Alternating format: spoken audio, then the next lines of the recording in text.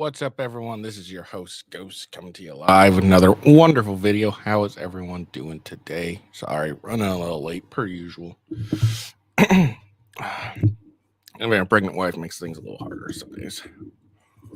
Uh, and sorry about yesterday. I had things I needed to do early in the morning, so there's no way I could do my stream. So that's what I'm going to say. But I shouldn't have any interruptions from now on. So for a while, we should have an uninterrupted stream. I should be streaming, consistently at the same time. I don't think there's going to be anything going on. My newborn's about to be born here in a few more weeks, so I'll be home a lot. So I don't have much excuse to not doing my paternity leave or anything like that. So yeah. So again, sorry about about today.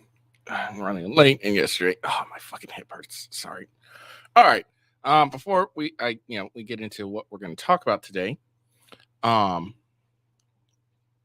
make sure you follow me on X at officialwghost. It's the best way to find me. X is the best way to find me. Find when I go live. Find out when I'm, pretty much anything. Like if see my tweets that are but yeah, just follow me on X. It's the best way to find me. Make sure to like the video and give me a follow if you're watching this on Rumble, rumble.com/withghost. But if you're watching this on Rumble, make sure you give it a like and a follow. That'd be the best thing to do. Let's see what else. And then, of course, twitch.tv at official ghost. At official with ghost, sorry. And youtube.com/with ghost. I think that's a good, But follow me on X, and you'll be able to, find out when I'm going live and everything. Yeah. So let's get into it. Let's see.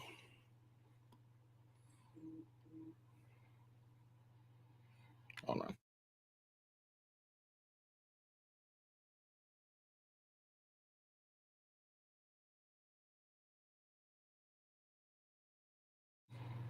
All right, just making sure. All right, so what we're going to talk about today? Well, Nikki Haley ended her campaign yesterday, after only winning 2 primaries so far, and the primary she won in Vermont, she was like 4.4% higher ahead of Trump, so it wasn't really that much. Let's see, how far ahead was she in?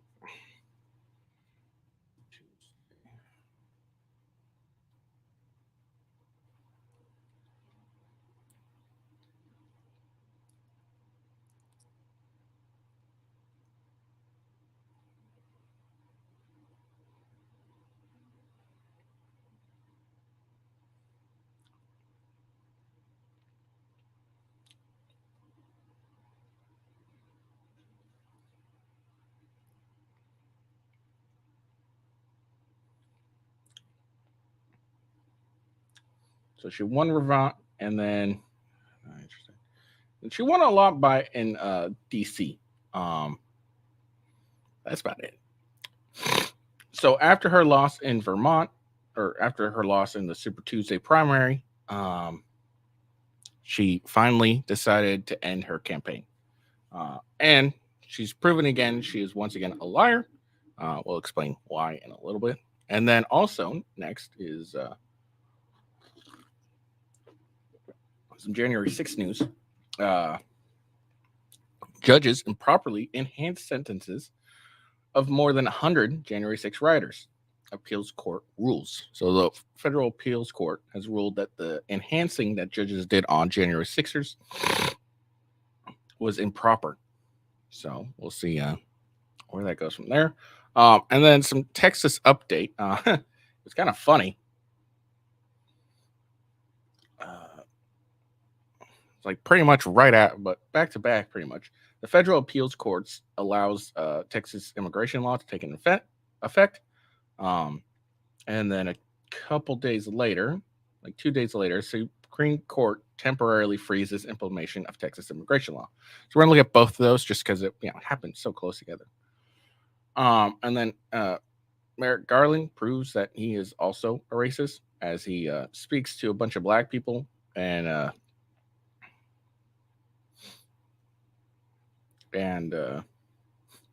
he told black people that he halted voter ID laws because they're discriminatory, burdensome, and unnecessary. Now he just thinks you can't get him. He's a closeted racist. Shocking. And then last but simply not least, there was a fundraiser at a school, and part of it is the students were sucking teachers' toes. I don't get that. So we're going to look into it, and it proves once again why you should remove your kids from public schools, or else you may too find them sucking their teachers' toes. All right.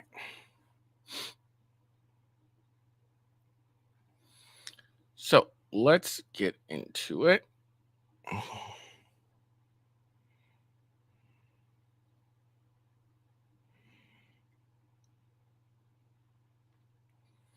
So this is Nikki Haley admitting defeat.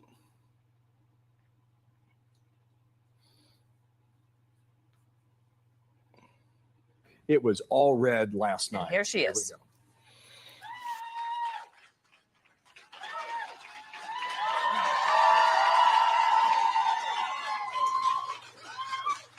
Good morning. Just over a year ago, I launched my campaign for president. When I began, I said the campaign was grounded in my love for our country. Just last week, my mother, a first-generation immigrant, got to vote for her daughter for president. Only in America. I am filled with the gratitude for the outpouring of support we've received from all across our great country. But the time has now come to suspend my campaign. I said I wanted Americans to have their voices heard. I have done that. I have no regrets. And although I will no longer be a candidate, I will not stop using my voice for the things I believe in. Our national debt will eventually crush our economy. A smaller federal government is not only necessary for our freedom, it is necessary for our survival. The road to socialism is the road to ruin for America. Our Congress is dysfunctional and only getting worse. It is filled with followers, not leaders. Term limits for Washington politicians are needed now more than ever. Our world is on fire because of America's retreat. Standing by our allies in Ukraine, Israel, and Taiwan is a moral imperative. All right. First off, Taiwan, yes. Taiwan is fairly vital. Ukraine, no. Why? Why are we in Ukraine at all? Like, what benefit does the United States get from being in Ukraine? And Israel, not really. I mean, again, what benefit do we really get from Israel? They're not the best ally. I mean, we help them far more than they help us. So, disagree. But Taiwan for sure, but Ukraine definitely no. No, we need to get out of Ukraine. But it's also more than that. If we retreat further, there will be more war, not less. Not our problem. As important, while we stand strong for the cause of freedom, we must bind together as Americans. We must turn away from the darkness of hatred and division. I will continue to promote all those values, as is the right of every American. I sought the honor of being your president. But in our great country, being a private citizen is privilege enough in itself. And that's a privilege I very much look forward to enjoying. In all likelihood, Donald Trump will be the Republican nominee when our party convention meets in July. I congratulate him and wish him well. I wish anyone well who would be America's president. Our country is too precious to let our differences divide us. I have So she's going to endorse them, like she said, right? Right? Always been a conservative Republican. and always supported the Republican nominee. But on this question, as she did on so many others, Margaret Thatcher provided some good advice when she said, quote, "Never just follow the crowd. Always make up your own mind." It is now up to Donald Trump to earn the votes of those in our party and beyond it who did not support him. And I hope he does that. At its best, politics is about bringing people into your cause, not turning them away. And our conservative cause badly needs more people. This is now his time for choosing. I end my campaign with the same words I began it, from the book of Joshua. I direct them to all Americans, but especially to so many of the women and girls out there who put their faith in our campaign. Be strong and courageous. Do not be afraid. Do not be discouraged, for God will be with you wherever you go. In this campaign, I have seen our country's greatness. From the bottom of my heart, thank you, America. God bless you. Age 52. There we go. That's the end of Nikki Haley's campaign. Finally, she understood. She realizes what the people want, and what the people want is not her. And I'm a dick. It's okay.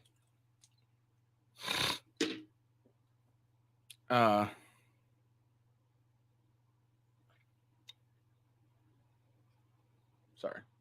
But yeah, so there we go. She finally ended her campaign. It was been clear from the beginning she wasn't going to be the nominee. And the fact that she continued to, I don't know, come here or campaign was kind of funny, but ridiculous at the same time. I don't know what's going on and why am I'm blue-ish. Anyways. But yeah, she finally ended her campaign, thankfully. What was I gonna say? Got distracted here. And even though she promised she would, she didn't endorse Donald Trump. And look, I agree. Don't follow the group, make up your own mind. That's fine. But if you go on live television and say, I am going to, I'm going to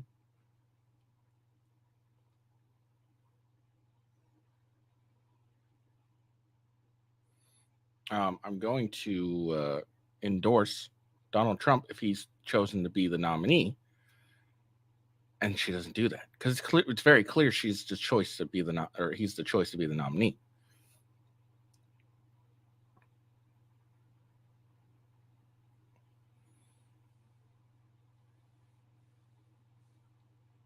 Oh, sorry. Like by the polls, by the primaries, like she's lost every primary except two. Like every primary, but two so far she's lost by a significant margin. In Vermont, she barely won. She had like 4 points above him. DC, she won by a large margin, but that doesn't really matter because it's DC. No one gives a shit. But it was clear he's going to be the nominee. So why not endorse him like you said you would? No, she doesn't. She's a proven liar. She continues to lie every day. Like during the debates, Vivek pointed her lies out to her, and she's like, "No, that's not true." And I did it live. I fact checked her live, and she got proven lie. She's a proven liar. She says one thing and says another. You can't trust her, and that's why a lot of people don't want to vote for Nikki Haley. And I'm willing to bet a lot of her supporters are just supporters because she's a woman. Like, that's what it is. And it's good that she finally understood that, hey, I'm not going to win this.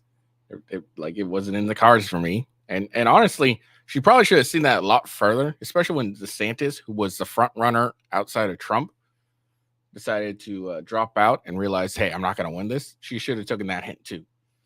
But she didn't because she's an idiot. Like, it wasn't, it would have been one thing if she was, fairly close the entire time. And then, all the other primaries. And then Super Tuesday, she got blown out of the water. It's like, all right, look, this is what it is. I'm I thought maybe I'd have a bit of a chance because I was so close, but I just got blown out of the water. Okay, call it quits.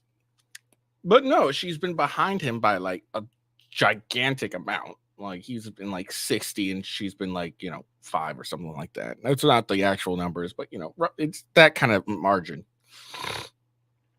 And yeah, so she's been so far behind. You would think, earlier she'd be like, all right,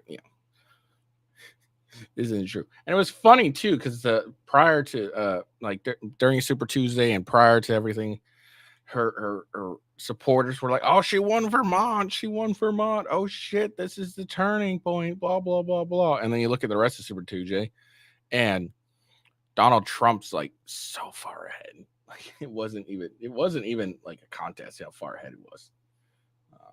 Let's just go and show like how far ahead it was. So let's see. Let's see. So Virginia, she was at 63. She was at 34. North Carolina, 73. She's at 23. Arkansas, 76. She's at 18. Alabama, 83. She was 13. Maine, 71, 25. Massachusetts, 59, 36. Oklahoma, 81, 15. Tennessee, 77, 19. Colorado, 63, 33. Minnesota, 69, 28. Texas was 77. She was 17. California, 78. She was 17. Utah was 56. She was at 42. She was a little close in Utah.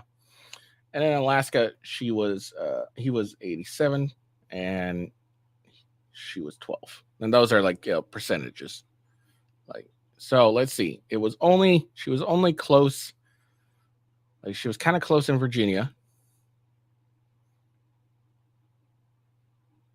Kind of close in Massachusetts.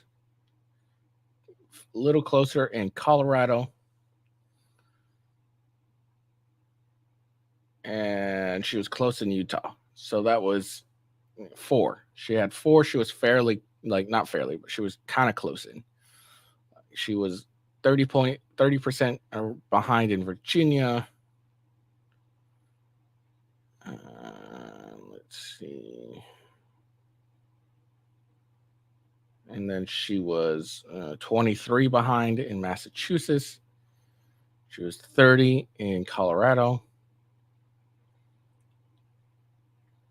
And then she was 14 in Utah.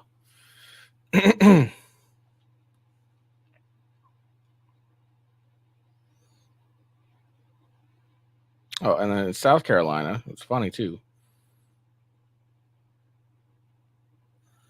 In South Carolina, she's still behind a lot.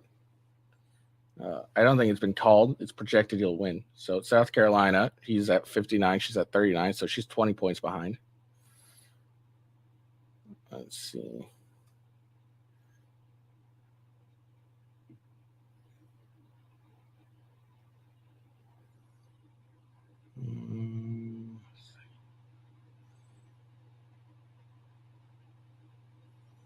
Oh yeah, so there we go. So it is what it is. But again, she's just proven to be a liar again. She promises, I will I will endorse Donald Trump if he's the nominee. Doesn't endorse him. And look, you don't have to endorse him. I'm not saying like you have to endorse him because you're a Republican and he's a Republican. I'm not saying that. I'm just saying that if you're gonna say you're gonna do it, then you should probably do it and show that you're a woman of your word, but you're not. That's all I'm saying. Like, I'm not saying it in the sense of might need to fall in line and blah blah blah blah. I'm just saying that if you're gonna say what you're gonna do, be a person of your word and do what you're gonna say, even if you hate it. That's all I'm saying. Nothing too big.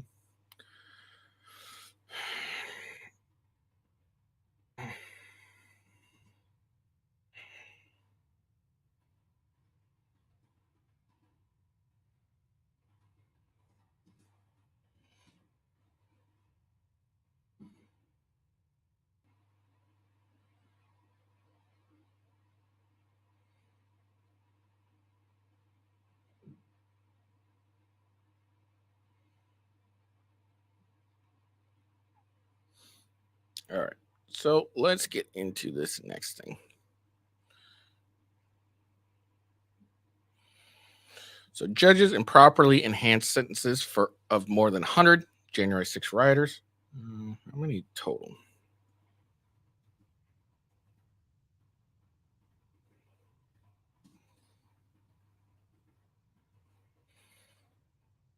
So there was 366 people that were sentenced, and so 100 of those, more than 100 of those were improperly sentenced.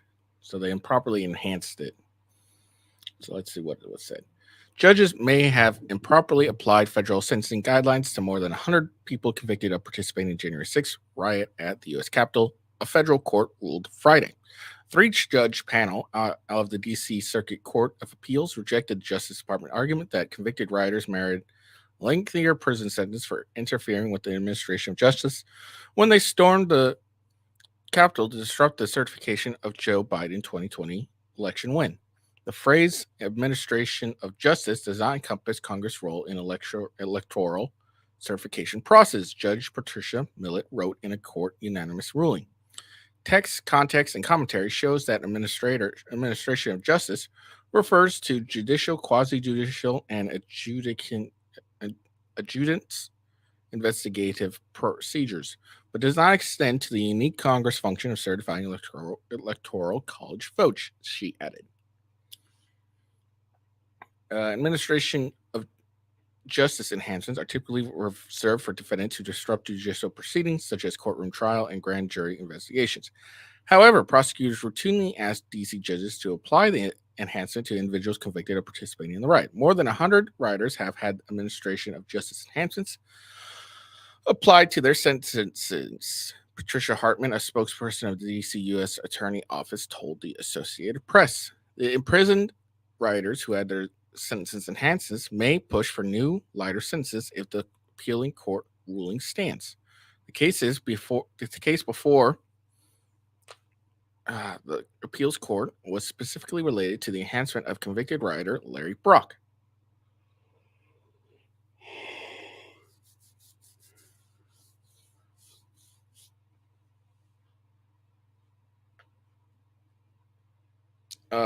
Brock, a retired Army Force officer who stormed the Capitol wearing a military combat helmet and tactical vest, was convicted of felony charge of obstruction of an official proceedings and misdemeanor offenses for his role in the riot.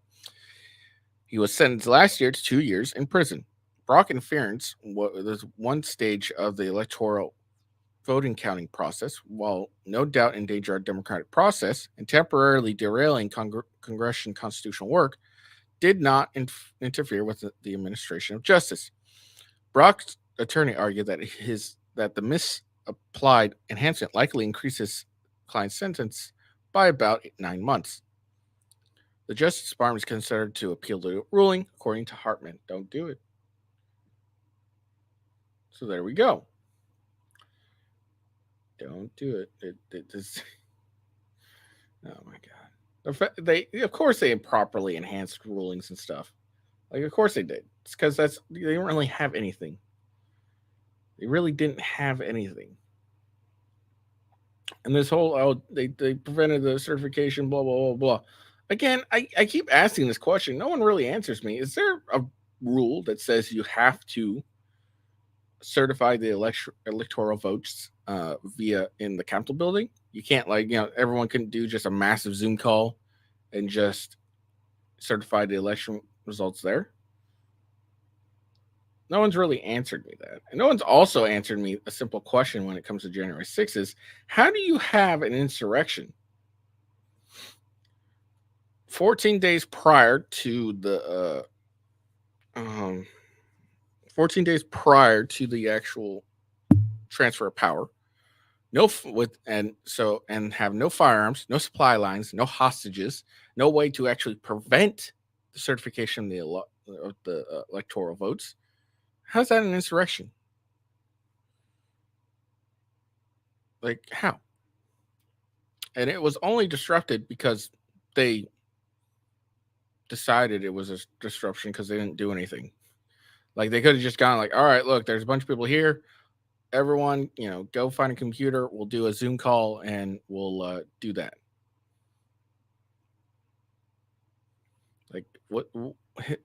Isn't that? Couldn't that have been an option? I'm asking, like, oh, God damn it! Like, seriously, like, wouldn't that have been an option? There you go. Okay, I don't know, but like, it's ridiculous that we allowed these people to be prosecuted over this. I really hope Donald Trump's first day in office, he pardons all the January 6ers that like didn't actually commit like a legitimate crime. Like, I'm talking about like breaking and entering, assault on police officers, stuff like that. All right, because we know that whole. And I'm talking about like they legit broke a window and entered that way. Not these guys that walked in because the cops invited them in. That's bullshit. But yeah, I hope like you like look everyone who wasn't like basically anyone who didn't like assault an officer, pardon y'all.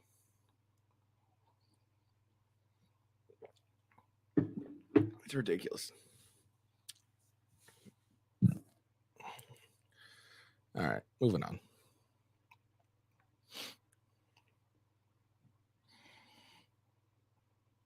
All right, federal appeals court to allow controversial Texas immigration law to take effect if SCOTUS doesn't intervene. So this happened Sunday, March 3rd.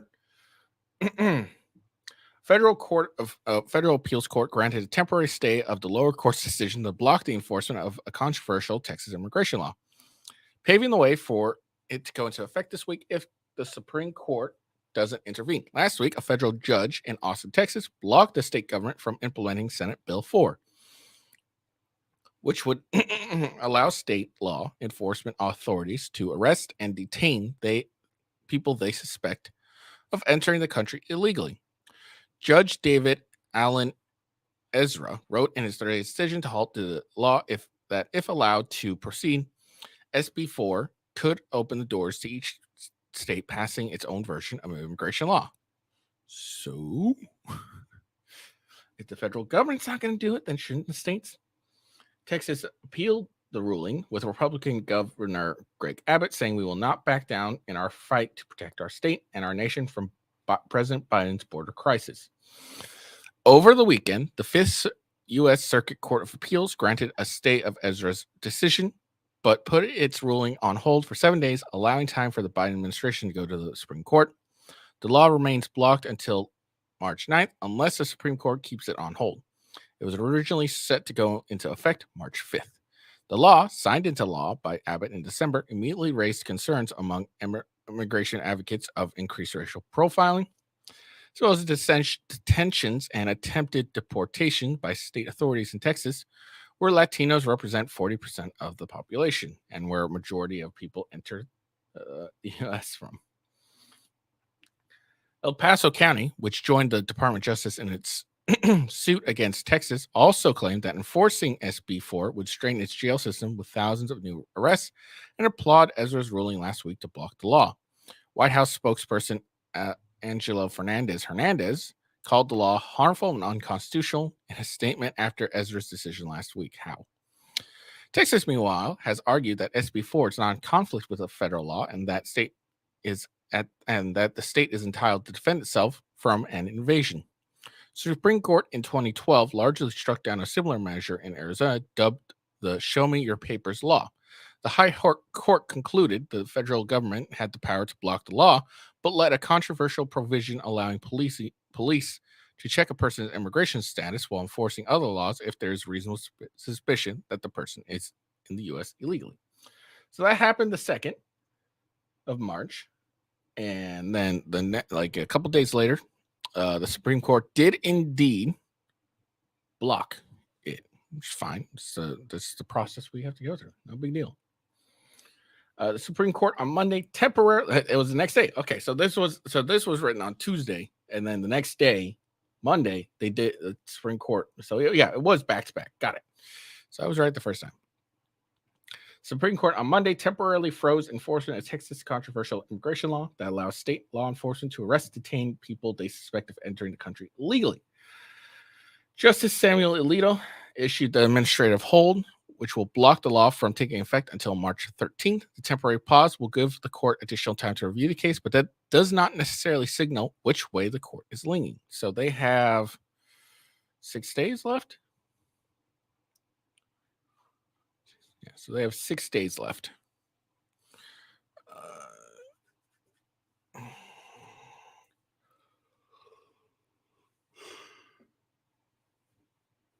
Alito oversees the federal circuit that handled the case. The Biden administration and several immigration groups filed an emergency application with the Supreme Court hours earlier asking the justice to block the enforcement of the law. Without intervention, the law would go into effect on the morning of March 10th. Justice Department said that would profoundly alter the status quo that has existed between the United States and the states in the context of immigration for almost 150 years. Senate Bill 4, signed into law by Texas Governor Greg Abbott in December, immediately raised concerns among immigration advocates of increased racial profile, blah, blah, blah. We just read that. Last week, as federal Austin, Texas had blocked the state's government from implementing the law, blah, blah. We just read that.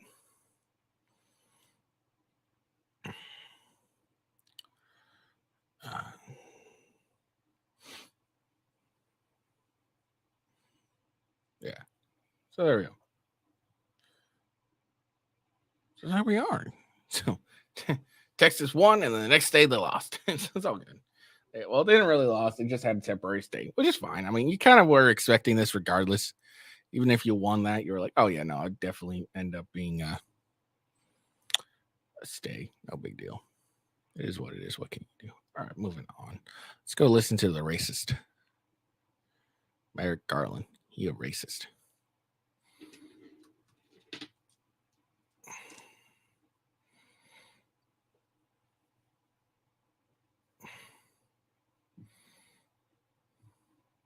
The right to vote is still under attack. And that is why the Justice Department is fighting back. That is why one of the first things I did when I came into office was to double the size of the voting section of the Civil Rights Division. That is why we are challenging efforts by states and jurisdictions to implement discriminatory, burdensome, and unnecessary restrictions on access to the ballot, including those related to mail-in voting, the use of drop boxes, and voter ID requirements. That is why we are working to block the adoption of discriminatory redistricting plans that dilute the vote of Black voters and other voters of color. The right to... Like, it's hilarious. He just assumes that Black people are going to have a hard time getting voter ID laws. Like, it's really funny.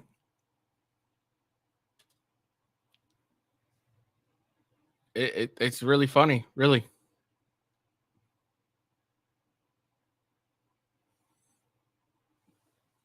Like, I really don't understand these arguments against voter ID laws. Like, they can get driver's license, can they not? Are they unable to get driver's license? They're able to, buy liquor and stuff and they need a state ID for that. So they're able to take time out of their day to get a state ID to be able to buy liquor, or, buy tobacco, whatever, and stuff like that. Whatever else needs a state ID. But it's too burdensome to get a voter ID. Look, if it's too burdensome and they don't want to do it, they want to put the effort, then maybe they shouldn't be voting. Like, seriously, if you're not going to make the overt efforts to do it by, hey, let's have voter IDs so we ensure that only citizens are taking place in our country to maintain the integrity of our elections, then maybe we should do that. Like, I don't understand these anti-voter ID law guys. I don't get it. I really don't. It doesn't make any sense to me. But I don't know. I guess I'm just not a moron. All right, so watch something temporarily.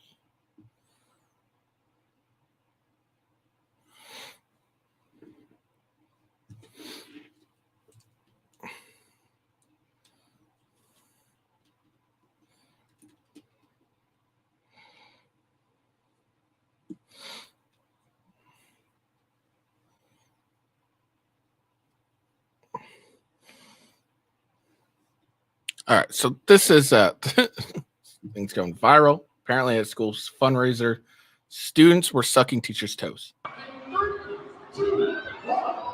Like, what is this? This is so fucking disgusting.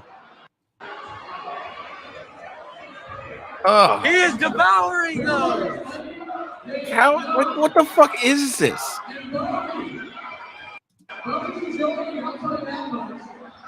Oh,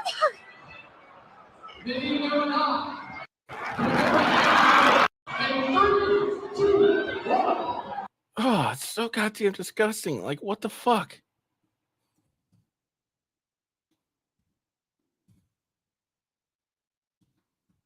Oh, I'm so disgusted.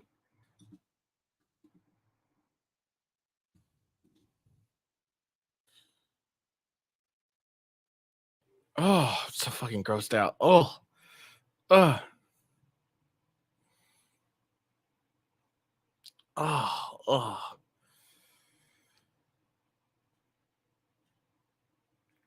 Oh, I'm so grossed out. Like, why?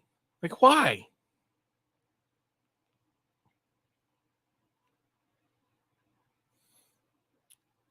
Oh.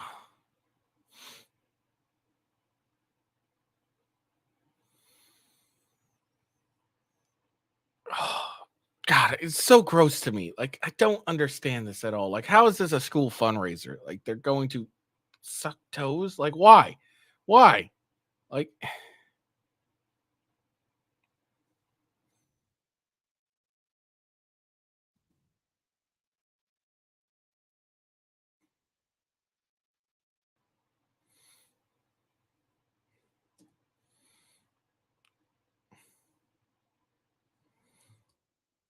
oh.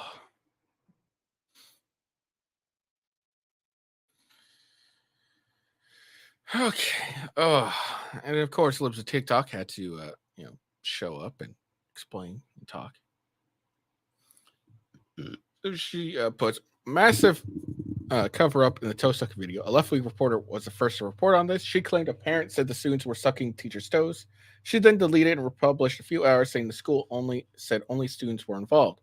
This looks like an adult to me. This isn't a student. Is she a teacher? Why is this? Well, of course, I'm not going to be honest. But yeah, that looks like more like a. And even if it's a student who's doing this crap, if this chick was a student, why? Why are we having kids suck people's toes for a fucking fundraiser? Like, what the fuck is this crap? Like, why? Why? Ugh, gross. Ugh.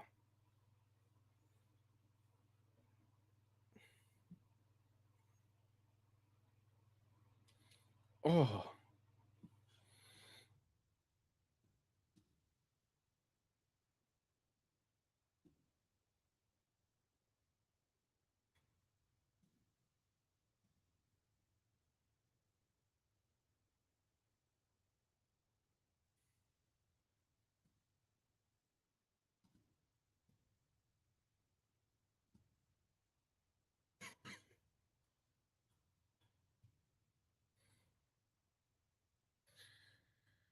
Ugh.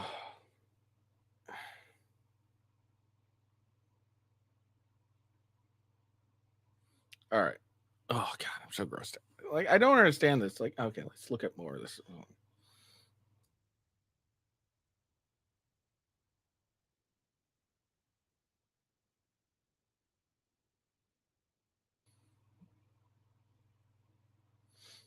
Yeah, that was definitely a teacher, by the way. It wasn't a student.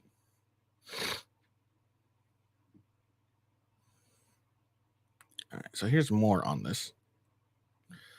All right, Oklahoma high school is under investigation after a viral video of students sucking and licking one another's toes. See, that's dishonest. That was definitely a teacher. Okay, at a school sanctioned fundraiser exploded this week. Disturbing footage of shows at least 4 kids from Deer Creek High School lying on their stomachs on what appears to be a gymnasium floor, furiously lapping a peanut butter off their peers' bare feet. Okay, teacher's bare feet. Oh, it was disgusting. I'm so grossed out. He is devouring those, one student can be heard saying as others cheers in the background, and MC moderates the bizarre competition. The video racked nearly 50 million views. Oh, I'm so grossed out by this so much. On social media in 24 hours, and led to a formal investigation by the Oklahoma State Department of Education. This is disgusting. We are cleaning up this filth in Oklahoma schools. Our agency is investigating. State Superintendent Ryan Walters said on X. The video was filmed filmed Thursday at the Clash of Classes Assembly, which was part of a high school's week-long fundraiser for a local coffee shop that employs people with special needs, according to Deer Creek School District. Students from 9th to 12th grade volunteered to participate in a plethora of class competitions that their peers paid to attend, including the toe-sucking tournament. Administrations initially applauded students for the involvement in its wonderful week of fundraising, which raised $152,830.33 dollars. But later apologized to its student body and parents. They didn't apologize. They only apologized because the video got out. There's a video circulating on social media of the one activities that involves students only during this assembly that has unfortunately gained national attention. Yeah, I wonder why you're having kids suck people's toes and lick peanut butter off them. What the fuck? District Saturday said in a letter shared to the Post. We want to stress to our community that much of the information occupying this video is inaccurate. However, through this specific game, we fail to uphold the dignity of our students and the proud image of our community. We are responsible to protecting our antlers. I guess that's what their mascots are, and showcase them in a positive light. In regards to this one particular event, we fell short, and for that, we greatly apologize. Thank you for standing with us and helping us to weather the storm and moving forward together. Despite several students eagerly participating in the games, the peanut butter toe licking left others feeling unsettled. Okay, first off, the only inaccuracy I've really heard is, oh, that was actually a student, not a teacher. It's still not better. Like, that doesn't mean it's better. Oh, it's a student. Okay, that's better. No, it's still fucking gross. It was surprising. An anonymous student told Fox 25, which originally obtained the video footage. I didn't think they were going to do all that. I was shocked. I didn't really have like a feeling. I was kind of disgusted and was glad I wasn't over there. A parent described the competition as excessive, while others accused the school of not thinking this through. Texas Senator Cruz called the activity child abuse on X, while Walters replied, completely agree, we're stopping this in Oklahoma. Walters' office could not immediately share the status of the investigation. Oh, they fire all the fucking higher ups in that school. That's what I would want. God damn. Oh, fucking gross as hell. Oh. I don't like feet. Feet are gross. All right, I got one more thing I'm going to add because I have plenty of time, so I'm going to add this thing because this happened over the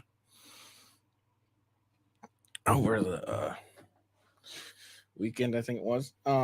So this guy here, what's his name here? Comedy Nima Iyami claimed he was offered internet fame by two Hollywood executives with stand-up comedian Matt Rife because they had to suck both executives off to sign the contract. Nima claimed he denied the offer, and Rife allegedly was sucking both of the executives simultaneously before Nima left the meeting. So let's listen to this. The dark side of Hollywood is finally being exposed, thanks to one of the true kings of comedy, Cat Williams. You know, before I became wealthy in business, I actually had a somewhat successful career in stand-up comedy. I was on the way up. I was invited to a meeting with some Hollywood executives, along with some now famous comedian, and we were offered the chance for a deal at Online Stardom. But the only way to receive the contract was by sucking both of the execs off. I immediately got up and walked to the door. But before I could even exit, the other comedian was sucking both of their simultaneously. That guy's name was Matt Rife. And that's Alpha King rule number 799. Just because someone is more famous than you, it doesn't mean they're better. They might just be gayer. Yeah. You guys don't know who Matt Rife is. I've covered him a couple times. He was the one who made that joke. If you don't like my comedy, then here's a special needs helmet, blah, blah, blah, blah. Now, this sounds pretty fucked up. This sounds pretty disgusting. This sounds pretty gross, right? I just have one question. Why are you naming Matt Rife and not the executives? I'm like, okay, sure, yeah. Let's say this is true. Matt Rife did this. Okay, cool. Why are you naming Matt Rife but not the executives? Because, if this was a woman, this would be a Me Too situation, would it not?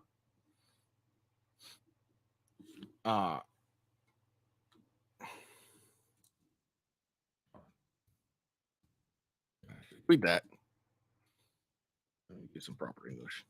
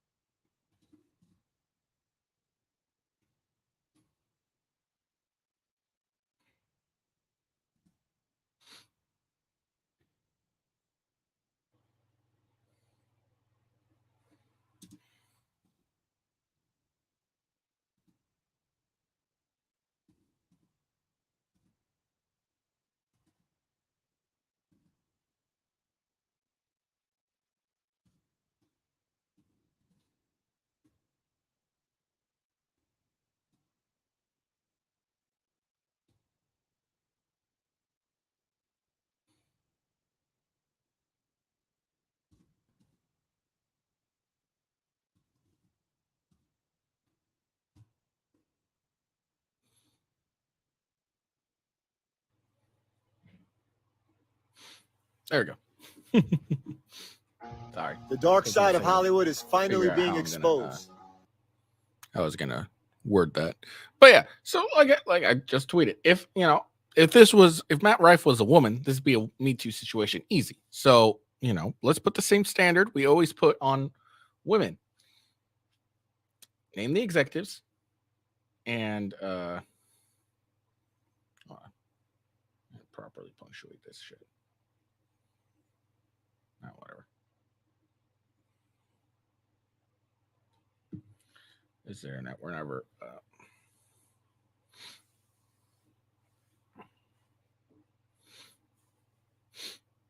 but yeah, it's like, why? Like, why? One, what does this have to do with anything? Like, it's got alpha. What was it? Alpha rule, Alpha King rule number 799. Look, if anyone calls himself an alpha, odds are they're not. Just saying. But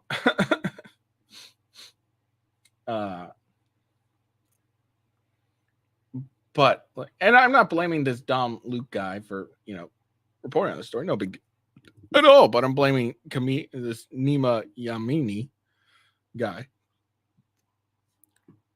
If you're going to blast this and make it known to everyone, cool, that's great. But I'm putting the same standard. Where's the proof? And name the executives. And I think a lot of people are. I'm looking through this, and it seems like a lot of people are saying this.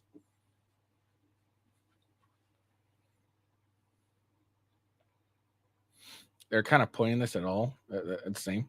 Like, yeah.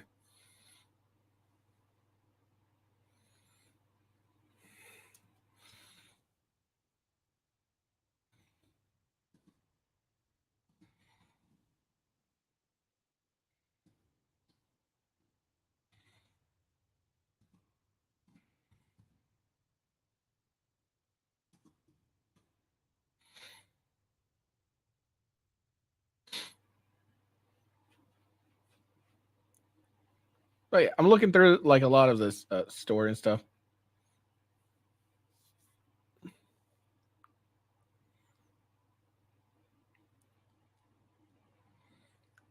And I'm glad. I'm glad a lot of people aren't just automatically buying into this, and they're asking a simple questions like if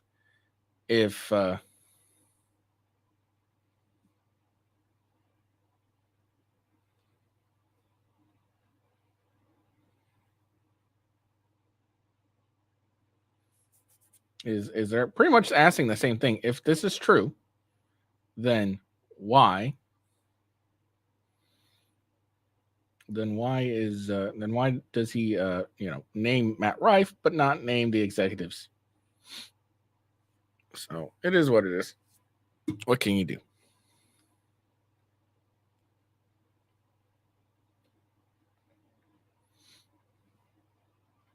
For what can you do? Well, yeah, I don't believe it for a second. I like Matt Rife. I think he's fucking hilarious. Dude makes me laugh like a motherfucker. But that's not why I don't believe it. I don't believe it just because I like the guy. I don't believe it because of what I've stated is he names Matt Rife, but doesn't name the executives. And where's your proof in all this? Like, where's your proof in all this? I'm just putting the same standards I put on women. I am a equal opportunity disbeliever. So there we go. So that's all I got for you guys today.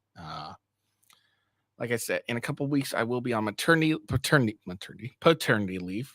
So I'm going to, during that time, work on improving my stream, better qualities. I'm thinking I will step away from doing a bunch of shit all at once. I'm gonna end up trying just to pick a few topics and doing some more research on said topics and expanding my, so I can provide more context, better information on a subject. Instead of like getting like 100, 5-6 things to talk about all at once, and then trying to do them, just trying to do in-depth search and understanding on a bunch of stuff. Like, for example, this January 6th one I did, I could have done it in depth, and we could have looked through Eddie Brock, whatever the guy's name is, Brock's. We could went and looked through that a little more and see what it was sentenced for and all that stuff. And so I think I'm going to start moving towards that so I can do better information. But I don't have time to really do that at the moment. I'm going to work to try and do that. So I hope you guys enjoyed the video, and keep watching and keep looking out, and soon things will get better, not worse. I hope you have a good day. Peace out, and see you later.